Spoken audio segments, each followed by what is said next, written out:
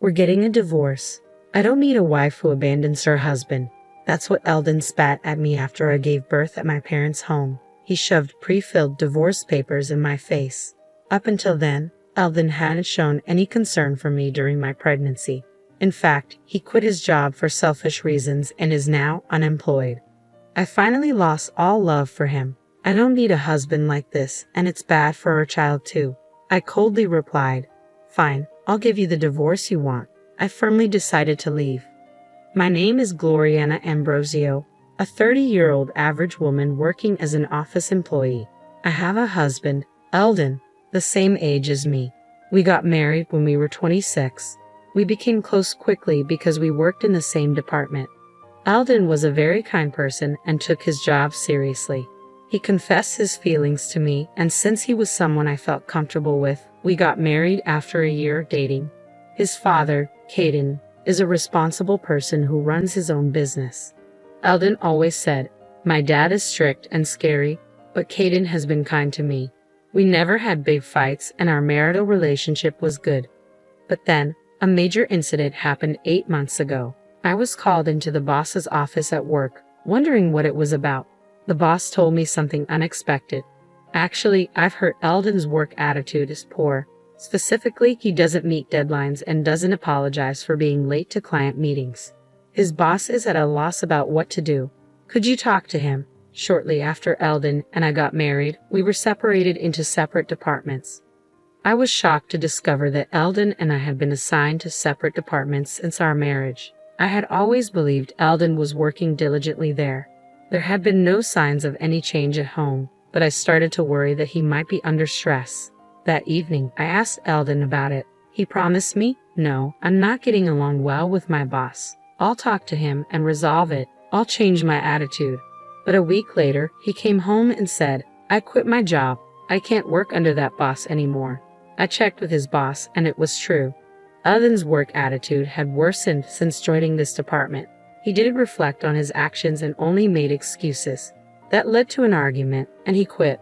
For the record, Eldon's boss was well-liked and respected in the company. It was natural to think the problem was with Eldon. Still, he seemed to regret quitting. "I'm sorry for the trouble. I'll find another job soon," he said. I thought things would be okay, but that was wishful thinking. A month passed, and Eldon only complained. "No company wants me without serious job hunting," he said. He graduated from a prestigious university and has work experience. There should be at least one company willing to hire him. When I asked what kind of company he wanted, he said, "One without a nagging boss, where I can make at least $5,000 a month." I attended a prestigious university. I should be discerning. My thought was, "You're being way too picky." I just wanted him to work like a normal person. But Eldon continued to avoid work, becoming fully unemployed. I was puzzled by Eldon's change of character. But one day, I came home from work to hear Eldon talking on the phone. "Since Gloriana is working, I don't have to. I'll just sweet-talk her into supporting me." I never thought pretending to be serious would work this well. At that moment, I realized I'd fallen for a complete fraud. The real Eldon was just a slacker who had been playing the role of a nice guy. When he noticed me, he tried to brush it off, saying, "I was joking. I'll look for a job." But I wasn't fooled. "Enough is enough. You better start working," I yelled, insisting you find a job, any job. Part of my anger came from concern for our future. But there was another, more pressing reason. I was pregnant. I found out I was expecting around the same time Eldon quit his job. Raising a child costs money, so I wanted Eldon to find stable employment. But as I mentioned, Eldon remained jobless and didn't care much for my pregnant condition. I was struggling with morning sickness and other issues, making household chores difficult. Yet Eldon lay on the sofa, eating potato chips, even saying, "Pregnancy isn't an illness. Deal with it." I had hoped he'd change as he became more aware of his impending fatherhood, but his attitude remained the same. In fact, it worsened. Just yesterday, he got furious when I used canned food to save time on cooking. "You should feed your husband proper meals. That's a wife's duty," he lectured. I was furious. We had a heated argument, and not once did he mention concern for our child. I'm seriously worried about our future together. Some might say, why not just divorce him? But if I do, our child will be born into a fatherless home. I'm emotionally unstable, especially with my first pregnancy, and the due date is approaching. I've decided to put off any serious discussions until after the birth. Given Eldon's unreliability, I chose to give birth at my parents' home. They agreed it was the best option. But even then, Eldon complained, "What am I supposed to do without you? Who's going to do the chores?"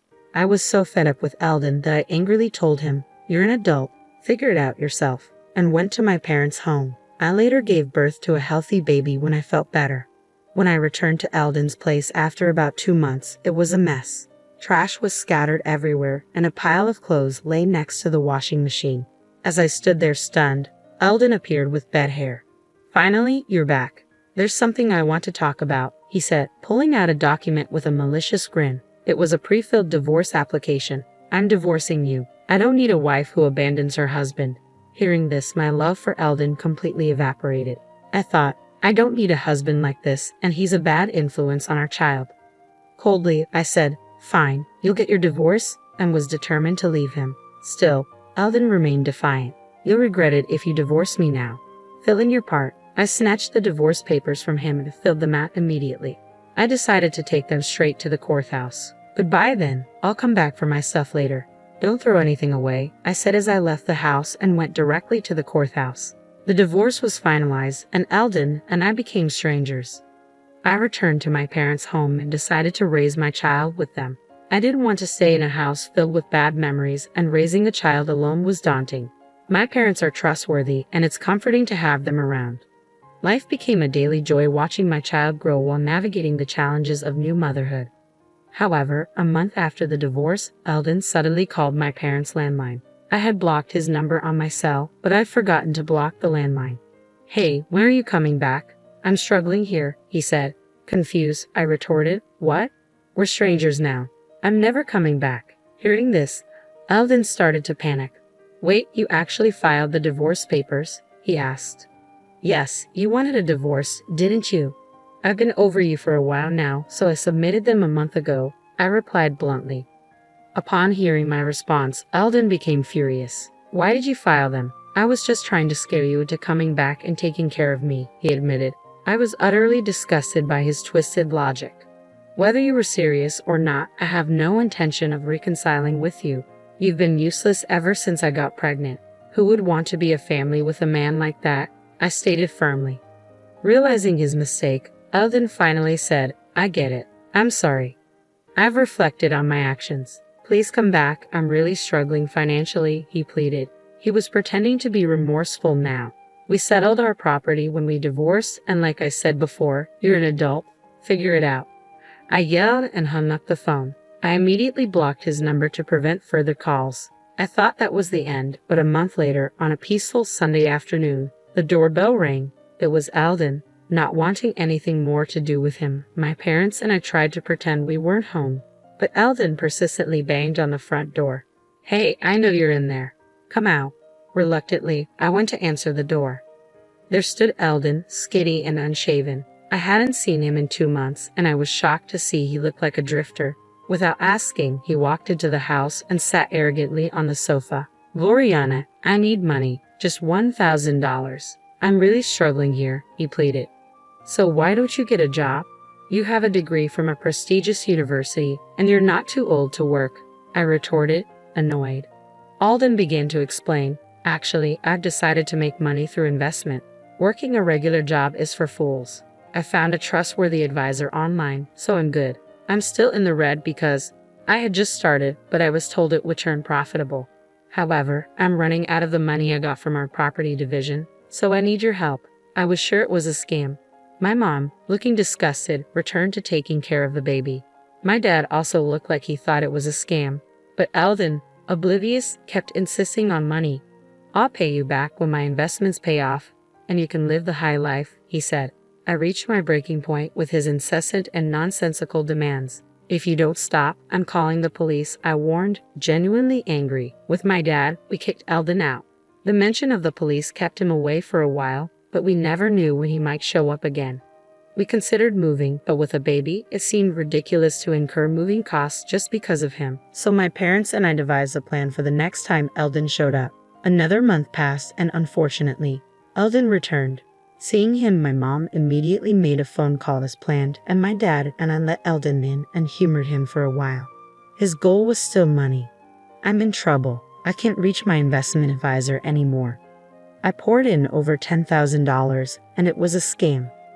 I have nothing left. You're the only one I can rely on. It was incomprehensible why he thought he could rely on me after all he had done. But we couldn't just send him away. He might come back. So my dad and I listened to Eldon's complaints to buy time. We were waiting for reinforcements. When Eldon paused, I smiled reassuringly.